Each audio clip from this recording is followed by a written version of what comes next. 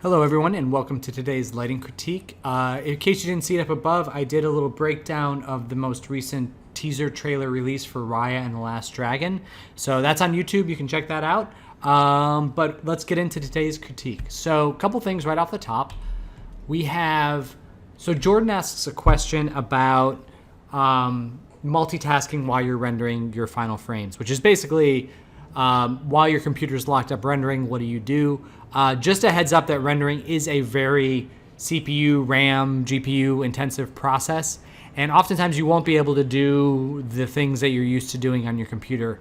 That's why it's really good to get into a habit of doing it at night. So you can work during the day, set everything up, work at lesser resolutions, and then fire it off overnight. I'm a big proponent of, because what you're seeing is, I'm a big proponent of keeping your workflow during the day so that would you do whatever you have to do so your renders are fast enough where you don't get bored waiting for them. Just not like the overnight, not like the final iterations that you're talking about here, but just like the simple quick check-in, increasing the intensity, finding shaping, that kind of stuff. You want those to be super fast. So if that means taking down the resolution, if that means taking down the samples, do it. Because the second you have to wait long enough where you get kind of bored and you go to like another tab or you go to like a game or something, you're dead in the water because then you're just distracted and you're not really focused. So that's my 2 cents on that one. The other thing was this posting from this Bartosz website, and it's pretty cool, so you guys should definitely check it out. There's a lot of interactive light stuff that kind of helps you understand some different lighting principles. I mean, it's not, some of the stuff isn't that, like this is just a brighter light, but very cool stuff. And anybody, I gotta say, the name Bartosz is throwing me off because I just binge watched Dark. If anyone's seen that on Netflix, very good show. But there's a Bartosz character, which I'm not a big fan of, and that's all I think about when I look at this. But check out this site. It's very cool. And thank you very much for posting that and sharing with us. I love this stuff. I'm also just curious into the web design, how they implemented all this interactivity. It's very, very cool. All right, on to the critiques. So we'll go through alphabetically. Aaron, off the top, good update. Like the progress that you were making on it. The biggest thing that I'm questioning is the rear lighting on our Ghost. It makes sense if there's light coming in through here, but without that, it's not really supported. So I almost wonder if it should be more universally illuminated, maybe more around front than around the sides. It's just like there's shaping on the character that's not reflected in the surroundings. So, which is fine. It's just like, I just kind of want there to be if there's going to be this much around the edge, I would also expect it maybe to be up around the hair as well, and kind of keep like a uniform rim light, because what it's implying is it's not based on the surrounding light, it's implying that it's self-illuminating, and if that's the case, then it should kind of be everywhere. So there's that. I think double check your ray depth on these bulbs. I'm seeing some dark shapes. They could just be refraction of darkness in the scene, but just you may want to peek in on that because that glass should be refracting kind of this bluer light back behind, and it should be a little bit brighter. I would like to see, maybe if you can even force it in a little more like under bounce light on the house here just to get some of these shapes to stand out would be kind of cool. And then I think that's pretty much it. And then finding some darker values, maybe closer to the foreground. Let's make it smaller so we can see. But yeah, I like this shape, and like that we're getting kind of darker in there and darker up there. I think that's working out really well. And I like what you're building here. I think this is going really well. Alfredo, so cool stuff as always. I like the update here. Oh, where'd it go? Oh, I lost it. Like the update on the most recent version. The one thing I was thinking for years is that maybe peel back a little bit on the haze there and build it up back behind the house here. So, because right now the silhouette of the house is getting lost a little bit, especially on this dark side. And if you created more of a haze back there, it would allow the house to step forward just a little bit. And I think that would play up really, really nicely. I would almost play down the brake lights a little bit just because we want to keep it simple, keep it warm, keep it cool over here. And that's kind of mixing it up a little bit.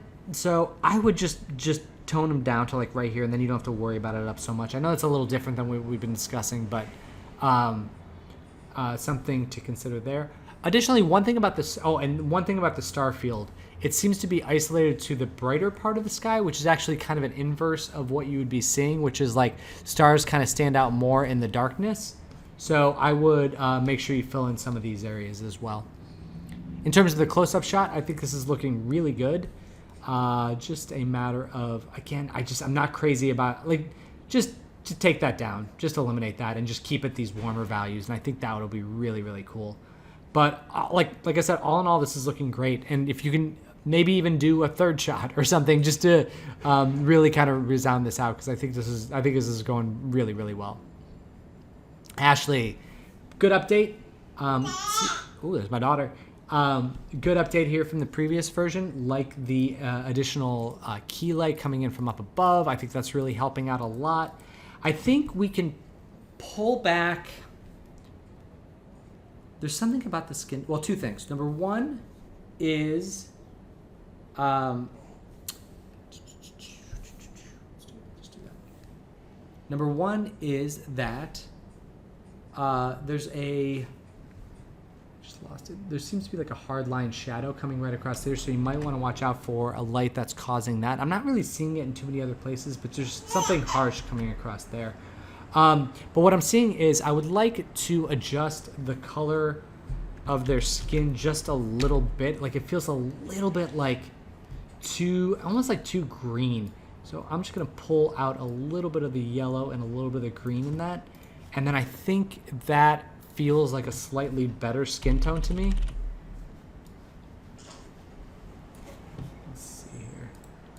Do you see that? Like there's just like a little bit more coolness in there where it's not quite as universally warm going all the way across it. So I think that you can mix that up just a little bit. And then same thing for her. The other thing about her is you want to watch out for her lip color is looking a little bit saturated. So I would just pull that back a little bit. And then, yeah, allow this to come up there. Maybe just like a little bit more rim light along the backside. And I think that is going to look pretty good. So I would stick with that, and then and let's see what we look like in the next iteration. All right, Dani, good progress here. I like the additional haze over top of everything. I think that's working really well. I would not do this as a cooler light. I think that what's happening is that we are seeing a light that's kind of complementing the skin tone of the character, and it's causing a problem, and that it's washing, and we're losing the redness there. So I would almost neutralize the light and keep it white. Compared to the previous version, we lost some of the intensity on the cards. I would bring that back a little bit. I think the table looks a lot better, but I think that we lost some of the intensity on the cards, and I think you could pull that back a little bit. And then in terms of the glow on the light up ahead, this light, you've increased the glow, which just looks blurrier, and this looks better here. And what you want is it to just extend down a little bit more instead of increasing in blur. So like, go back to the way you were. You just want a little bit of volumetric light in there. So it's not so much a comp thing as an actual rendered volumetric, and you want to get some more shaping up in there. That's looking a little bit flat as well.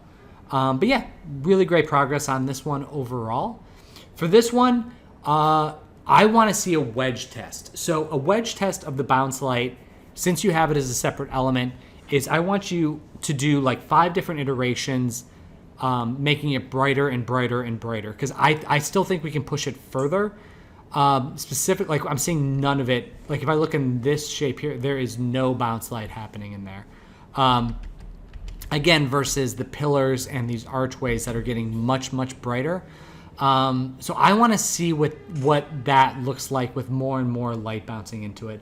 So I would say that's a good next step. And again, if we're not seeing, if at no point the bounce light appears on these brick walls, that means we got to adjust the shader a little bit so that it matches up. Again, it's a different, it's not that it's the same color as the pillars, it's that it's also getting light at the same time that the pillars are, because you want those to be living in the same environment.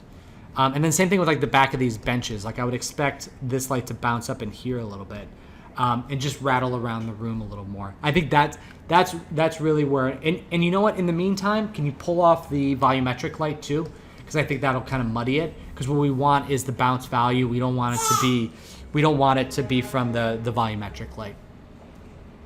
And then for this one, I think you pull back the saturation a little bit on this guy, just a touch. I mean, it's matching up well, it's just the saturation's a little extreme. And then with the intensity of that light, I'd like to see a little more green light bouncing in there. For these lights, we can take those down, allow that to just kind of silhouette it up.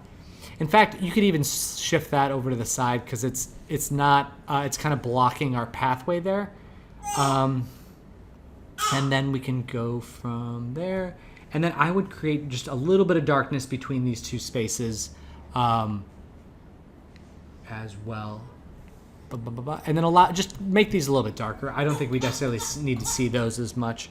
And I don't think they're helping us out all that well. Okay, and now we're going to move on to Kat's image here. So Kat, with this example, I do think that we need to adjust the shadow qualities on this, because this is all about getting this backlight right? Like, we're not seeing the shadow should be softer if the light source is that big, right? Like, because we're talking about essentially a very broad light source back here. So like the fact that this is like hard edge there, there should be just more fall off there, and there should be more softness on this shadow. Additionally, I'd like to see you try, like for now, turn off this stuff. Turn off the glowy eyes and the emission of light from the saber for right now, and let's solely focus on this backlight and get that in a place that's really feeling soft and glowy and halo-y and really nice. So again, big thing that we're looking for is a roll off of value coming across here. Maybe not quite this far, but just because if you look right here, it's either light or it's dark. And there's no fall off between them. And here too, it's either in darkness or it's in light, and we need variation. So that's what I really want to see on this one. For this one, okay, so we've got this element glowing on the inside here. It's interesting because it's like, it also appears like it's glowing outside of the pod as well. So like, if it's a point, like I'm guessing that this is a point light inside here. And again, for this one, let's turn off the eyes. And I would like to have a point light inside the sphere, because again, it's all kind of spilling over the edge. And I want to see it create more lighting, and I want to feel the shaping on the back of this pod. Like I want to feel something back there, so it's like it feels rounded, it feels circular, it feels like we're in a volume. And then this light, I'm also wondering, because it is going to be difficult with the magenta color against the green skin. That's always going to be an uphill battle. That's fine for now. I was thinking about maybe making it just a white light for now, so we can get the shaping, and then we can dial in the color. In fact, you know what? Let's do that. Off the eyes, make this a white light so we can really get an understanding of the shaping going on. And it would be nice to, like, I was expecting this to get more shaping along the side of the helmet too. So it would be like, and then there's also like a light kind of coming in from the top of him. So make sure that that's not happening. It's only about this one light. And if it looks like there's emission from this material too, turn that off. I'll just adjust down to 1 point light, and then we can build the rest from there. All right. So happy you were able to get this downloaded and up and rolling. You are very fast. So one thing about this is I was looking at your reference images, and I pulled these two. So this character in these two shots is either coming out as being dark over a hazy light background or lighter over a darker background. And in yours, the main body of the character is brighter, but it's still like there's light here, there's light on the character.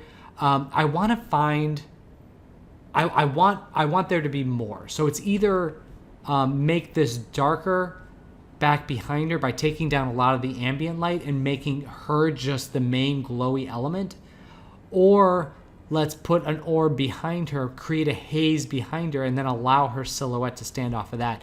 Either way, I think we can go darker, especially as we get more towards this edge, because we really want to play up this path back to her. So we've got this foreground, it's probably the car hood in the foreground.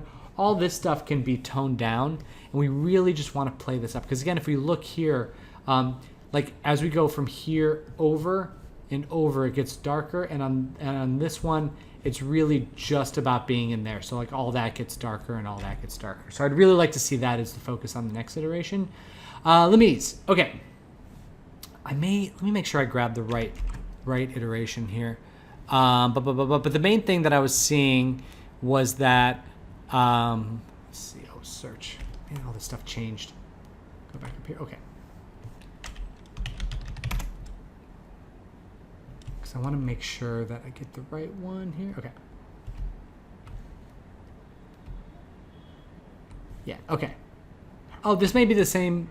Oh, this might be the same iteration as the last one. You may not have had an update to it. So I think that's the case because you were just saying, I see. Sorry about that. You were just saying that you were having difficulties and then everyone was replying. Okay, yes. Okay, cool. I'll give you the time and the space to hit the notes on that one and move on to the next iteration. Nigel, great stuff. So again, I like everything you got going on here. I think you can. I know you were trying to get the darker values here in the foreground, and I think that's working well, and especially over your last iteration here. But I think we can get some more haze in the far background. I think you may be able to play that up a little bit. And then on this closer up shot, I'm looking at. So one of the things I'm seeing this. Do you see how there's like darker values in the core of the character, and then like the yellowy orangey bits kind of only hit along the hair and a little bit? As we get closer now, they're much more prominent and they look more yellow than orange. So I would limit them again just up here and then allow some darker values to happen here in the middle. And then back here, this is kind of cool, but like I can't tell if it's a reflection or just like a haze. So I would almost take that down, but I really like what you're seeing here across the stairs, like picking up each one of those and like the little bits here. Really beautiful stuff overall. And then you can, I would almost, let's see, compared to this one. Yeah, I think maybe just like a little bit of haze back here would help to match this up. We're just like a little bit of what we're seeing here in here to kind of tie those together. Because we never quite get to this value of darkness anywhere in the other shot. So just like a little bit, just to tie them in together, I think would certainly help out just a little bit. But again, the overall style, the look, the design, really, really great. Right. Oh, Perle, here we go. We've got your reference here. I think I lost your original. Okay, so I found your latest iteration, and yes, okay. So I think this is the same one that we looked at yesterday, but I just was looking at your color scheme, and I think looking at this Coco shot, I'm wondering if we can't work a little bit more of these like reddish oranges into this, and I think that could be pretty cool. And I know, like I said, we had other iterations, but I think like something more along like this line could be a lot of fun. So just adding a little bit more of that reddish orange in there, I think, play it by ear, but just something I was just noticing from your last iteration. All right, well, this one's looking really good. I like the notes that you hit from the last iteration. My main note now is we just need to get a little bit, it's weird, a little bit more darker values in the core of Poker Puss's face there, just a little bit. And it's a matter of pushing that haze, even though it may not be totally accurate, just pushing that haze back behind him. And this will also play into, like make it work for the rest of the image too. But just playing that back just a little bit to get his darker values to read over that haziness. Because I like the haze overall. I think it's really cool and you're balancing it really well. It's just a matter of, like, again, getting the character to read off from there. And then I think you're good. I think this is looking great. So really beautiful job on this one. All right, Steven. So reference here and then back to your latest iteration. I think that overall, there's too much influence from the key light, specifically in the background. So what we're seeing here is just like a little bit of the key light and it kind of fades into darker over there. It would be nice to match that look in yours and just a lot, because like right now it's like pretty bright almost all the way across. So just allowing that to fade off. And then additionally, there's a lot of red, again, in some of these values. Pull that back into more of the orangish hue. And then I think you'll be in a good spot there. But I think, yeah, I think that's where we are for today. So, all right, that's it for today, everyone. Like I said, check out the Raya the Last Dragon trailer. It's super dope. I was very excited about it, and I look forward to seeing what you all have for me tomorrow. All right, happy lighting, everybody.